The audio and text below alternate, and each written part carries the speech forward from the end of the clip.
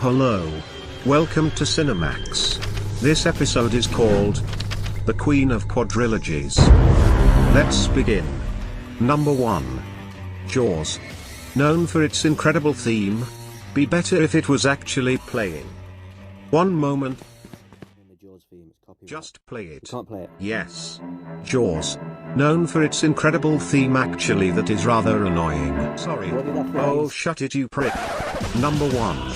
Jaws. Frequently cited as one of the greatest movies of all time, Jaws was the prototypical summer blockbuster, regarded as a watershed moment in motion picture history, winning several awards for its music and editing. It was the highest-grossing film until the release of Star Wars in 1977.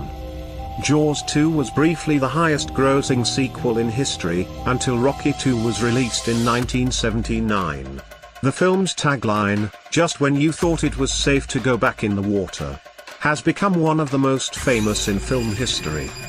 Jaws 2, 3, and 4 combined amount to barely half of the first film's domestic gross.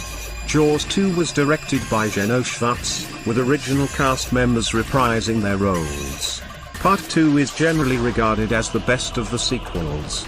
Jaws 3 does not feature any of the original actors. Jaws: The Revenge, 1987, was directed by Joseph Sargent, co-starring Michael Caine. This is considered one of the worst bloody movies ever made. So, let's see how each film scored.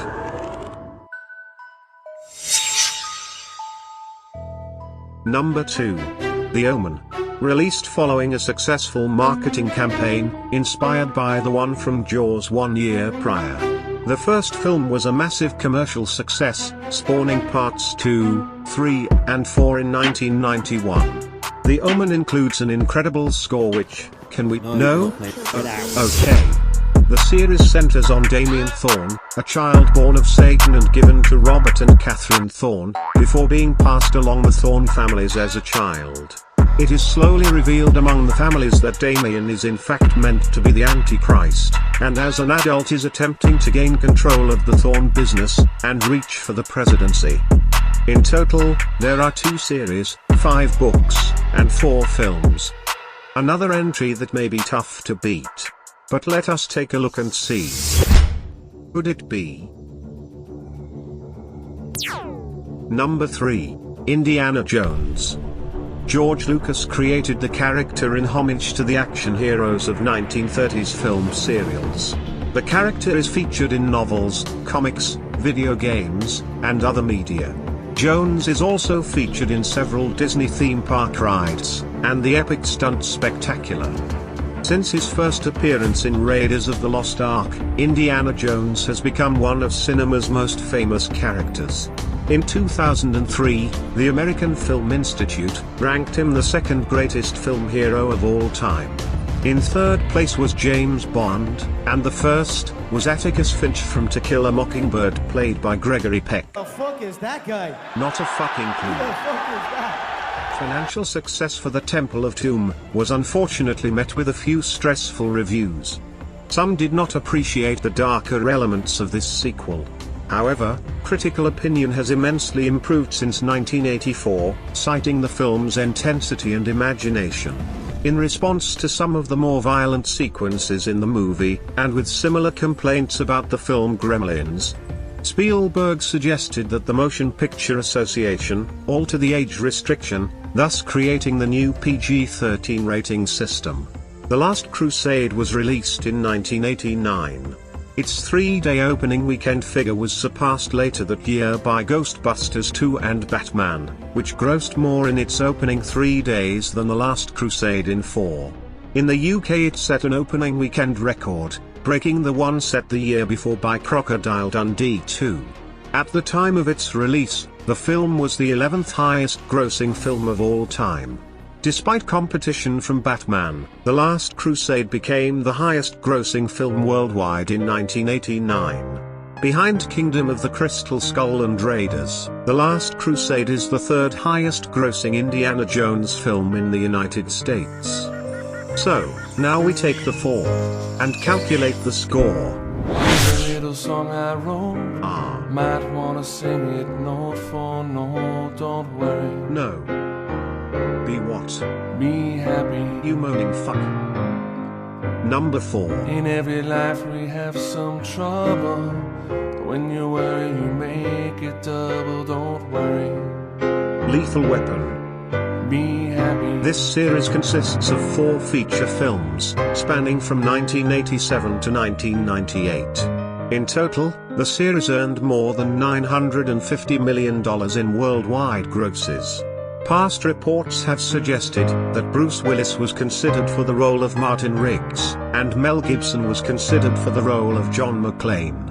This casting fact was even referenced in the 1993 Lethal Weapon spoof, Loaded Weapon. Furthermore, the script for Die Hard 3 was originally written as a Lethal Weapon sequel. Every installment in this franchise is still great to watch to this day. Each film with its own memorable scenes.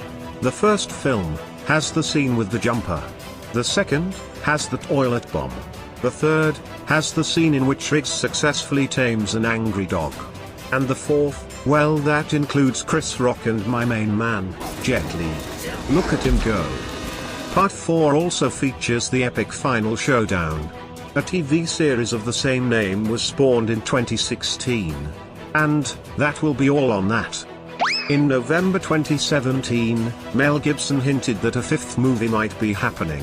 1 month later, Donna confirmed in an interview, on the Spotlight podcast, that Gibson and Glover have agreed to return, proving that they are not too old for this shit. The only obstacle is Warner Brothers greenlighting the film. We will be waiting. Scores please. 28.1. Not bad Mel, not bad at all. Next up on the Queen of the Quadrilogies, is a flotation device. A flotation device. Sorry, what? Tit. Number 5. Superman.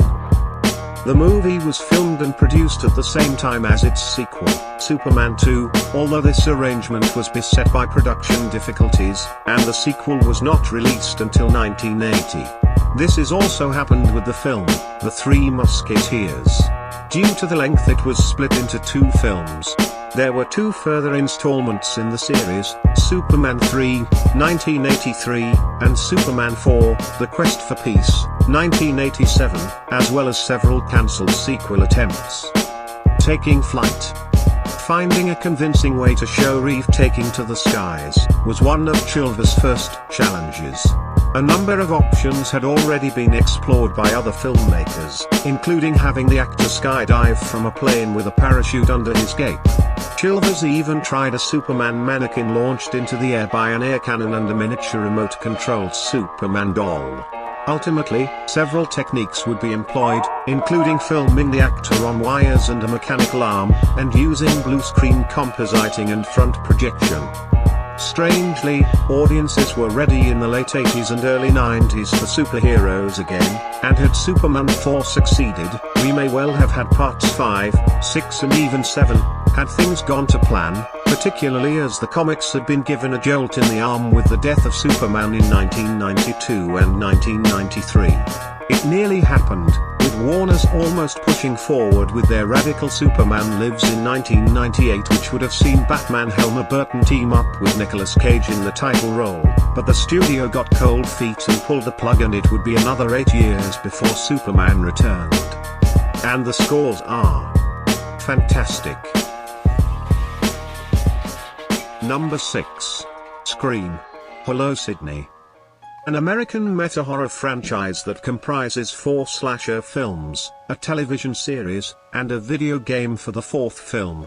The film series was created by Kevin Williamson. Scream and Scream 2 received critical acclaim, while Scream 3 received a more mixed response. Scream 4, Craven's final film, was generally seen as a return to form for the series, and has undergone a positive reappraisal in the years since. The first film has been credited with revitalizing the horror genre in the late 1990s, by combining a traditional slasher film with humor, characters aware of horror film cliches, and a clever plot. This is another entry you can enjoy from start to finish. In the Scream universe, the costume is not unique and is easily obtainable, allowing others to wear a similar outfit. Ghostface often calls its targets to taunt or threaten them while using a voice changer that hides its true identity. In Scream 3, this is taken further as the device now enables the user to sound like several other characters, in order to manipulate targets. The changing identity of the person beneath the mask means that Ghostface has no definite motivation, ranging from revenge and seeking fame to peer pressure. However, each killer shares the common goal of killing Sidney Prescott due to a chain of events indirectly caused by her mother. The upcoming Scream film is billed as a relaunch of the franchise.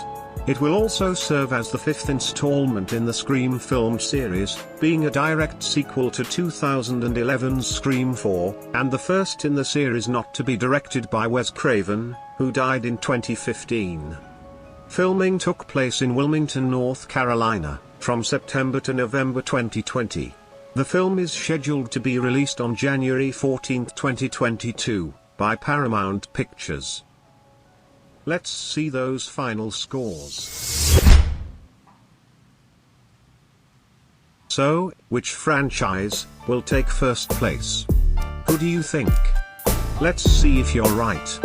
Taking second place, with a score of 28.1. Lethal Weapon. 4 great films that fans continue to watch to this day. Taking first place, with an outstanding score of 30.2 points, is Indiana Jones. Well, that concludes our list for this episode. If you have enjoyed this video, please click subscribe. And we will see you again soon, on Sinnermax.